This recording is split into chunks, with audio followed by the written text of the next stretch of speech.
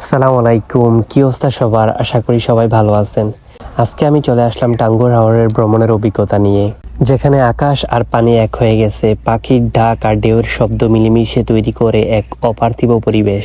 তো আমরা প্রায় 9 জন একটি ট্রাভেল গ্রুপের সাথে করে সেখানে যাই। সিলেটের আম্বরখানা পয়েন্ট থেকে আমাদের যাত্রাপথ শুরু হয়। সবার লাস্টে বুকিং দেওয়ায় আমাদের সিটগুলোও পড়ে সবার পেছনে।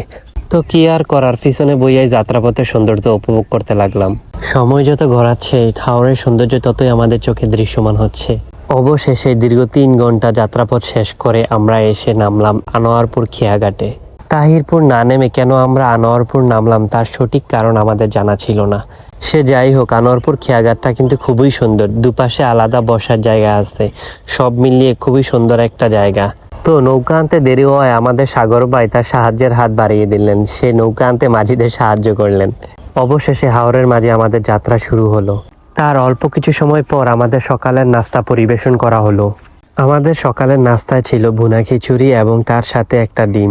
একটা কথা এখানে বলে রাখা ভালো যে ট্রাভেল গ্রুপের সাথে গেলে সকালের নাস্তা পেতে অনেকটা দেরি হতে পারে, সুতরাং তাদের আশা না করে সাথে কিছু নিয়ে যাওয়াই হবে বুদ্ধিমানের কাজ। হাওরের সৌন্দর্য উপভোগ করতে করতে আমরা এখন রওনা দিলাম ওয়াচ টাওয়ারের উদ্দেশ্যে।